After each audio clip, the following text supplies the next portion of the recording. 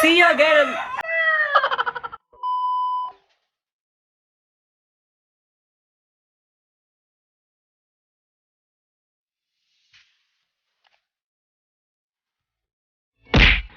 A fabulous, fantastic, and fascinating day to each and everyone. I am Herzon Cabanayan and welcome back to my YouTube channel! Before anything else po, I just want to extend my deepest gratitude sa lahat ng nag-subscribe sa aking channel, nanood, nag-like, at nag-view sa aking first vlog. And most especially sa mga taong sumuporta sa akin at nag-share ng aking YouTube link sa kanilang kani-kanyang social media accounts. And if you are not yet subscribed on my channel, please pindutin nyo na po yung red button dyan sa baba na may nakalagay na subscribe and leave a like on this video. For today's vlog, ang gagawin po natin ay coffee jelly! Since community quarantine, we are just limited to do things like binge watching sa laptop, scrolling our phones, and pumupunta tayo sa mga iba't ibang social media accounts natin, and even playing mobile games. Why don't we try something new and beneficial for us, diba? Without further ado, come with me and let's start cooking coffee jelly!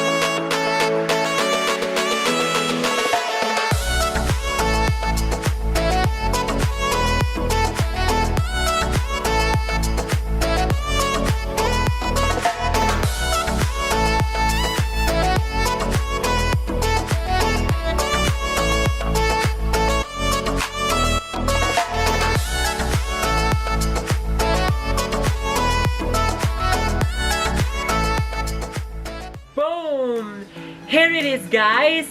I hope natuto kayong magluto ng coffee jelly with me. And disclaimer lang po, it's up to you kung imo-modify or may babaguhin kayo sa mga ingredients. So, yun lamang po ang ipinakita ko sa inyo na basis ng coffee jelly ingredients. Thank you so much, guys, for watching. And kung nagustuhan nyo po itong video, please leave a like and comment down. Kindly subscribe also on my YouTube channel and click the notification bell for you to be updated every time I upload a new vlog. See you again on my next vlog and God bless to everyone. Goodbye!